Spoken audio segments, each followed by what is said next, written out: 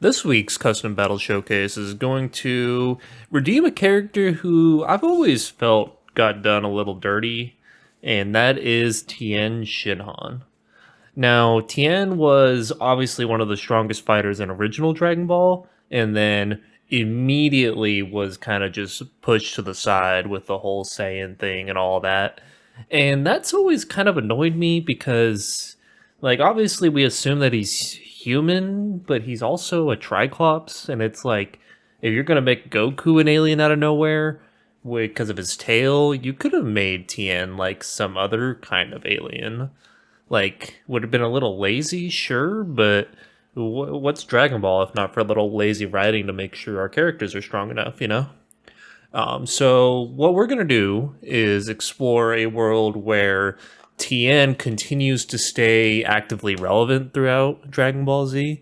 Now he does keep up a little bit, and for whatever reason, they give him these weird moments versus Cell and Buhan where he gets to shine for a little bit, despite clearly being not strong enough to be there. But we're gonna do our boy Tien right. So let's get into it. Things start off relatively the same, with Raditz showing up, kidnapping Gohan, and Piccolo showing up to offer his assistance and teaming up with Goku. However, Goku turns this down and instead seeks the help of one of the other strongest fighters that he knows in Tien Shinhan. And now it's Goku and Tien versus Raditz. Still clearly outmatched just as much as Piccolo and him were, but they still gotta save Gohan one way or the other. This fight goes relatively the same with Tien in instead of Piccolo. We're hitting the same story beats here, with Gohan blasting out of the Saiyan pod at one point, until finally Tien reveals that he has been working on a stronger version of the Tri-Beam, which he tried to use on Goku way back, but he needs some time to charge. So Goku gives him that time, and eventually Tien lets Goku know that he is ready to fire. Goku grabs Raditz in the full Nelson, just like he did for Piccolo, and Tien fires the Neo Tri-Beam. Now, unfortunately, this Neo Tri-Beam takes a lot of energy from Tien, and after a hard fight, even though Raditz is defeated, both Tien and Goku are dead. Piccolo arrives to the fight late to see the carnage, and sees a lone Gohan sad and scared. With his final breath, Raditz warns them of the Saiyans coming in the future, and Piccolo takes Gohan to train, just like in the original. With Goku and Tien both dead now, they both have the opportunity to go train with King Kai.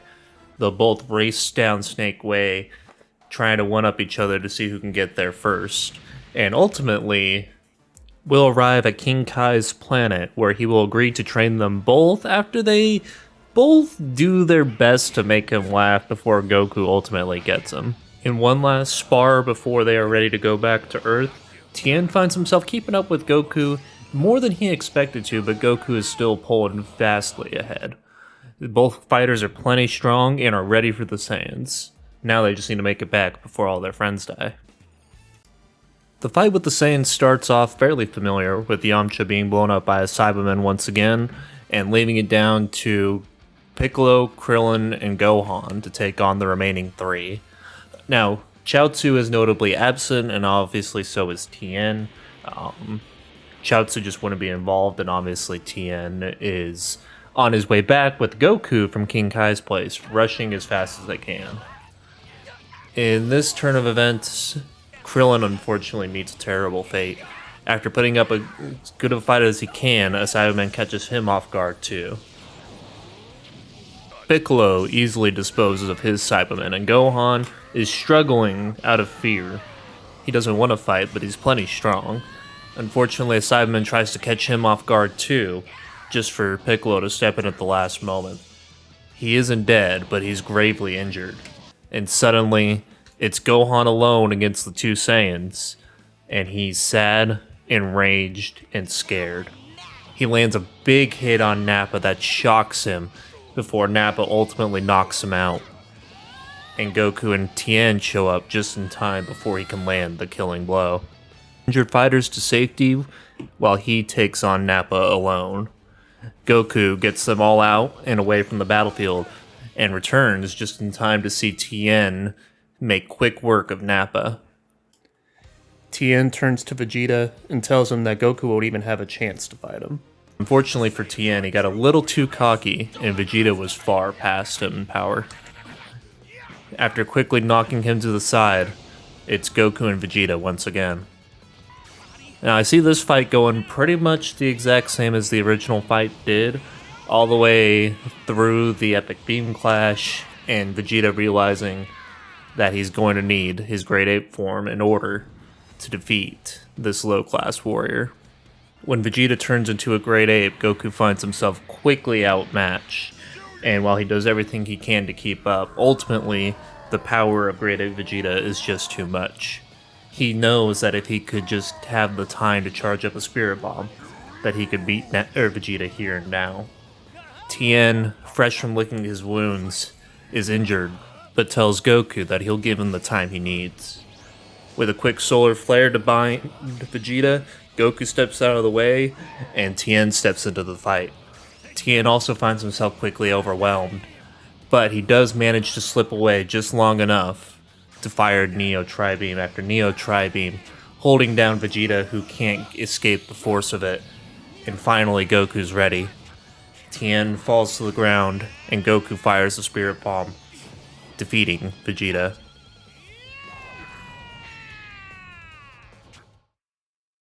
Vegeta crawls to his space pod, and Tien, with the last of his strength, tries to go and kill him, but Goku begs him not to, saying that he would like to fight him again someday.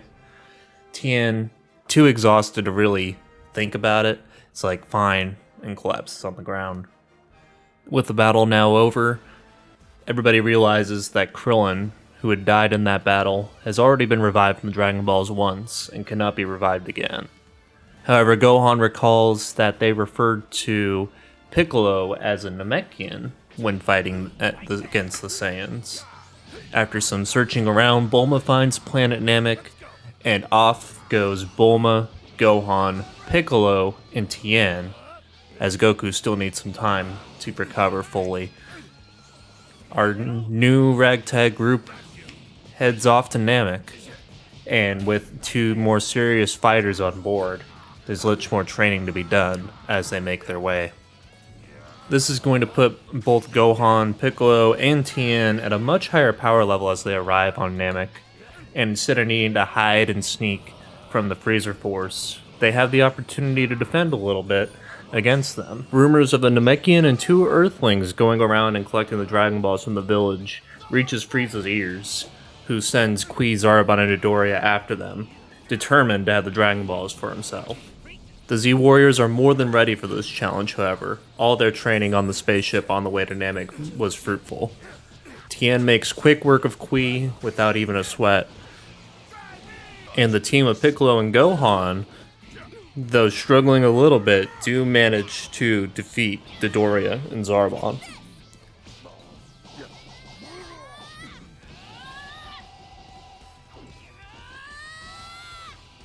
Vegeta surprises the group by showing up shortly thereafter and challenges Tien to a fight, who tells him that he has no time for him right now. We'll deal with him later. Vegeta, however, does warn them of the danger that is Frieza on planet Namek, the strongest in the universe. Elsewhere on planet Namek, Frieza learns of the destruction of Qui, Zarbon, and Dodoria, and realizes that he needs to call in the Ginyu Force. Shortly after they show up, they quickly locate our warriors with Vegeta alongside them, and the fight begins. Gohan struggles a bit with Gildo's time powers before ultimately finding a way around them. Recoome, upset to see his comrade defeated, quickly knocks out Gohan.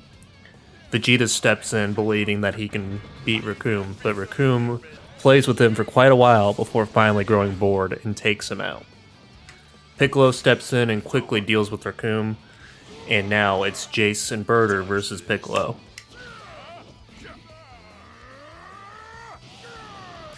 While Piccolo may have been a match for them individually, together their teamwork proves to be too much and takes him out.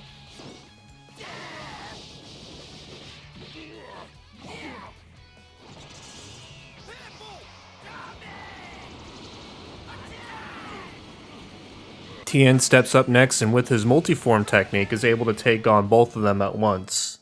Eventually, Berter tells Jace to deal with him himself while he goes to get the captain. Tien quickly deals with Jace, and right as he's about to land the final blow, Berter and Captain Ginyu show up, ready to finish the fight. Captain Ginyu watches on while Tien takes on Berter. After an intense fight, Tien brings down Berter, and Captain Ginyu sees his chance and fires his Change Now technique.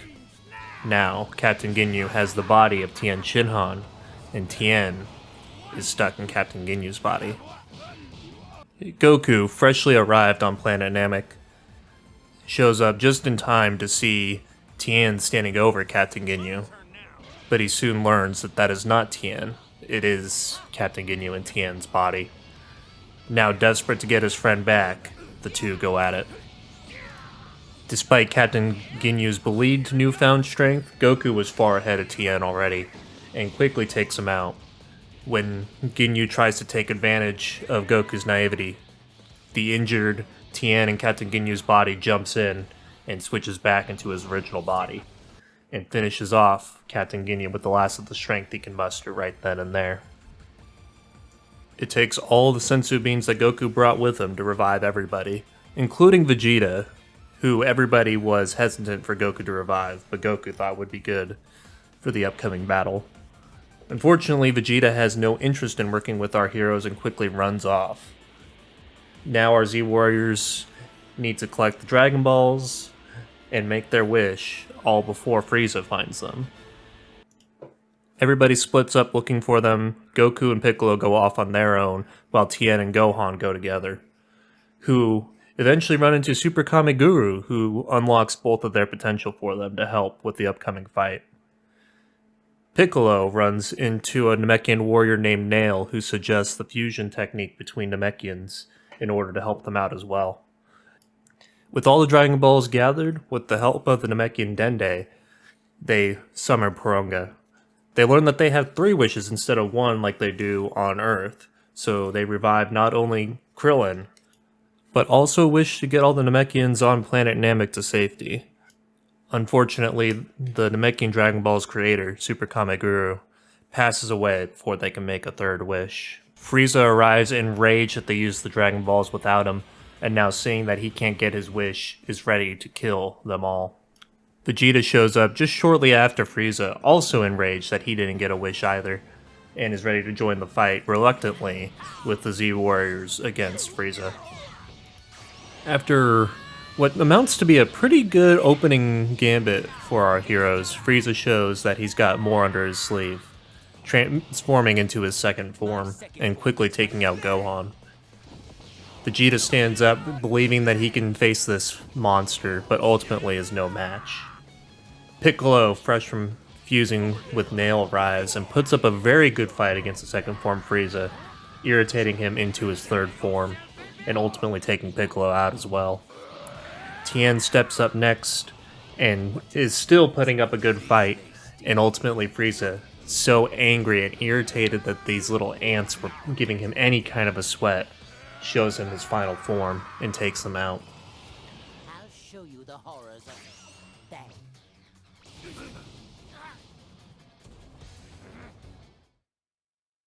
Goku arrives on the scene to see everybody hurt, on the brink of death, and seeing his son and his friends hurt, shoots him into Super Saiyan, where Frieza stands no match.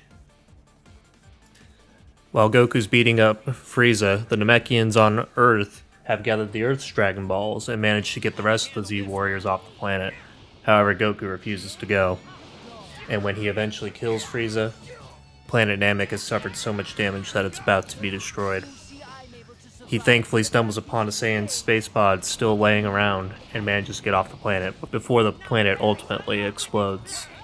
The biggest thing of note here is that Vegeta is not one of the survivors who makes it back to planet Earth. He is dead.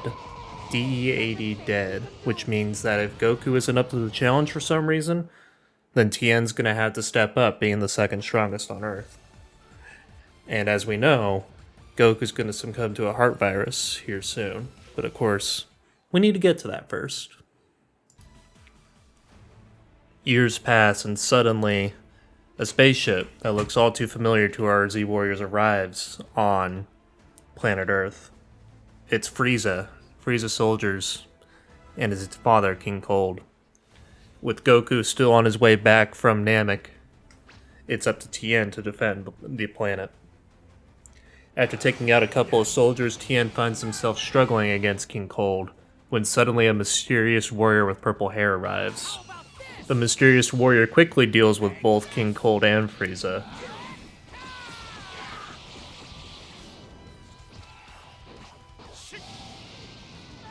With Goku arriving shortly thereafter, saying that he was ready to take care of them himself before the mysterious warrior arrived.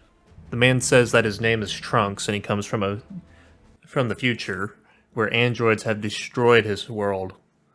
He says that he's the son of Vegeta and Bulma. However, Goku's shocked as Vegeta's been dead since Planet Namek. Regardless, Trunks tells Goku that he will succumb to a heart virus soon, and that if he doesn't take the medicine that he brought with him when it comes around, he will die, and will not be able to be wished back by the Dragon Balls. He also warns them of the android threat that destroyed his homeworld, exactly when and where they will be. Years passed and the androids arrive. Goku's not looking so hot, but him and Tien head out anyway to try and stop them. Goku puts up his best effort, but unfortunately the heart virus has arrived, and it's put him out of commission. Now it's up to Tien to defeat the two androids. After a hard-fought battle where Tien had to find a way around Android 19's energy absorption technique, he does eventually eliminate the android. Now only Dr. Gero is left, and after a quick fight, he escapes. Trunks arrives and lets the crew know that these are not the androids that he was thinking of. They were someone else. Dr. Gero goes back to his lab to awaken 17 and 18, the true monsters from Trunks' future, who immediately kill him.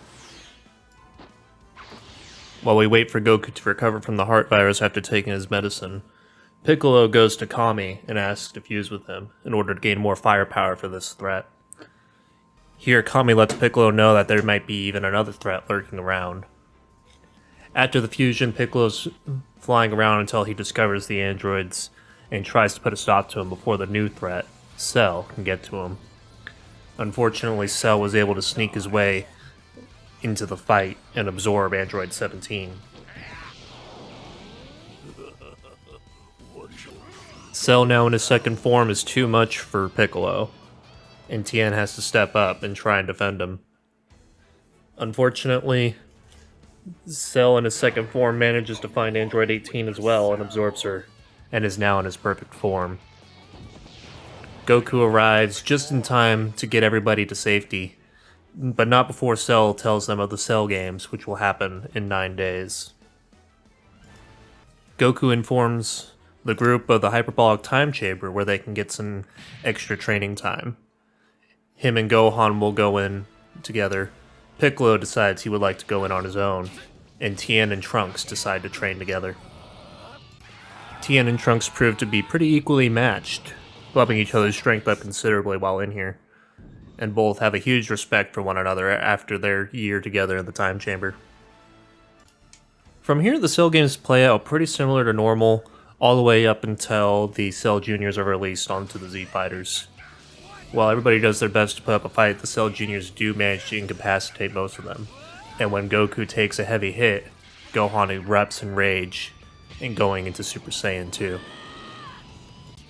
He makes quick work of all the Cell Juniors, and even Perfect Cell has no match. However, when Gohan tries to deliver the killing blow, he does not quite get everything out of Cell, and Cell regenerates into his super perfect form. Now for one last fight, Gohan's got to put everything he's got into winning this. Ultimately, the two fighters fire off a Kamehameha at each other, and Goku, with the last of his strength, steps in and helps with the ultimate father-son Kamehameha, this time with both participants alive and well. Cell is defeated, and peace comes to the world, for now. So much of the Majin Buu saga is going to play out pretty similar at the start, all the way up to the World Tournament. Although obviously Goku isn't dead, we're just doing the World Tournament 7 years later, with Goku and Tien being the matchup instead of Goku and Vegeta, since he's obviously dead. We are changing things around a little bit. We're not going to do the 3-level fights. We're going to go straight to the Z Fighters versus Dabura and Babidi.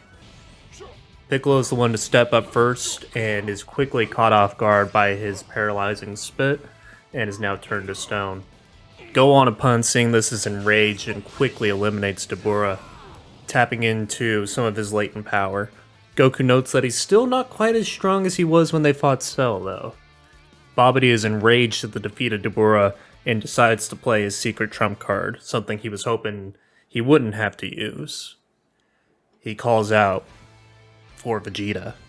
Now the thought process here was, while I could have made Tien like Majin or something along those lines, I thought it'd be interesting to have Babidi be more knowledgeable of what the Z Fighters are dealing with, and to think of an enemy in the past that they had fought that could be useful to him. And that brings us to Majin Vegeta, who is very much so amplified by Babidi's magic now. Gohan steps up to the plate to try and stop him, but Vegeta proves to be just a little too much for him. Now it's time for Goku and Vegeta to face off once again. While Goku and Vegeta fight, Babidi tries to slip away, but Tien sees him flying off and follows him, hoping to find the source of Majin Buu and eliminate Babidi before he's able to awaken him. With Vegeta having missed out on quite a bit of training, being dead for the most part, and only being powered up by Babidi's magic, it doesn't take long for Goku to wind up actually defeating him. While this fight was close in the original timeline, Goku just has way too much training under him compared to Vegeta, who's been dead for years. Tien finds Babidi, but unfortunately Buu was revived shortly before he got there, and while he puts up the best fight he can, ultimately he is no match. However, he finds himself suddenly not on planet Earth anymore, but instead in the land of the Kais, where Gohan is also there, training. Goku goes and attempts to stop Majin Buu himself, but also proves to be no match, and before Buu can land the killing blow, Goku is teleported to the land of the Kais as well. This leaves nobody left to fight Majin Buu, and he wreaks havoc on the land without him. From here, Majin Buu and Hercule have their moments until ultimately Evil Buu pops out of Majin Buu, and then they turn into Super Buu. Now, the big problem here is that there's nobody on Earth strong enough to stop Super Buu, and with no Vegeta, that means there's no Kid Trunks, which means there's no fusion happening. So, Super Buu destroys the Earth and everybody on it, and now wants to go find those strong fighters that he had faced before. On the land of the Kais, ultimately Gohan winds up with his ultimate form through all their training, and Goku and Tien have powered up considerably. It takes some time, but eventually Super Buu does find the land of the Kais. Gohan steps up to the plate first, but with his newfound power comes a newfound cockiness that ultimately makes him stumble, and Super Buu absorbs him, giving him an incredible increase in power. Goku and Tien put up a good fight, but Super Buu, with Gohan's power absorbed, is proving to be almost too much for them. However, they've been through quite a few fights together, and they have an idea. Tien readies a Neo Tri-Beam that holds down Super Buu for just a second, and Goku hits him with a Super Dragon Fist. And while they think that was the end of it, unfortunately, it's only the beginning.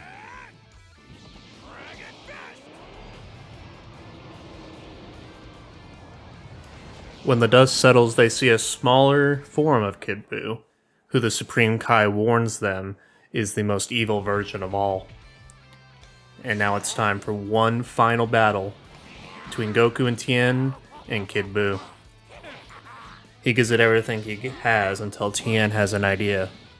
He tells him that he can buy him some time if he can form an ultimate spirit palm. Goku agrees and steps aside, and Tien while vastly outpowered, does everything he can to buy Goku every single second, until finally, it's ready. Goku tells Kid Buu that he would love to fight him again if he could be reincarnated as a good guy, but ultimately destroys him. Peace is finally brought back to the world, and after a few wishes on the Dragon Balls, everybody is back to life. Thus ends the story of Tien's redemption. The big thing that I wanted to focus on was I didn't want Tien to be, like, really overpowered. Obviously, we know that he's still a human in that sense, and unless we knew otherwise, we can't presume that he'd get any transformations or any super crazy power-ups. Although I say that, but he was keeping up with Super Saiyans the whole time. One thing about Tien that never made a whole lot of sense to me is he would just go fuck off and train elsewhere with Chaozu. And I think if he stuck around and actually trained with the Z Warriors a little bit, if he's trained with Goku some, I think he could have continued to have been relevant. But like I said at the beginning, they also could have just said he was some kind of alien. Like, just, he's a Triclops already. He could have been some kind of alien with some kind of alien power up if they really wanted to keep him relevant. But I feel like I did a good job of kind of keeping him in the story, but not having him take too much of the spotlight. Most of the fights ended about the same as they always did. It was just with Tien getting a little bit more respect on his name and being there in the end. This story would probably have a hard time progressing into the Dragon Ball Super era, if only because the kind of Super Saiyan God wall thing is there. We're missing 2 Saiyans now to be able to do that. Now, of course, I could just, BS it some other way, which is probably what I'd have to do to explain how Goku still gets to Super Saiyan God. But I'm not sure if that's the route I want to go. I kind of like it ending here. I might revisit this in the future. But for now, this was Redeeming Tien, Shinhan, and Dragon Ball Z. Hope you guys enjoyed. I'll see you next time.